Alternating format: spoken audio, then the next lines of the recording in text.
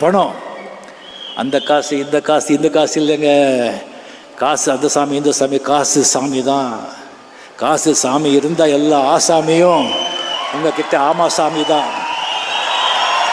தாயை தவிர தந்தையை தவிர காசால் எதையும் வாங்கிடலாம். தலையா பூவா போட்டு பார்த்து தலை வணங்காமல் வாழ்ந்திடலாம். கல்லறை கூட சில்லறை இருந்தால் வாய் திறந்தே மொழி பேசுமடா. கல்லறை கூட சில்லறை இருந்தால் வாய் திறந்தே மொழி பேசுமடா. இல்லாதவன் சொல் சபையேறாமல் ஏளனமாக போகுமடா. காசேதான் கடவுளப்பா, அந்த கடவுளுக்கும் இது தெரியுமப்பா. சிரித்தவன் அழுவதும் அழுதவன் சிரிப்பதும் பணத்தால் வந்த நிலைதானே.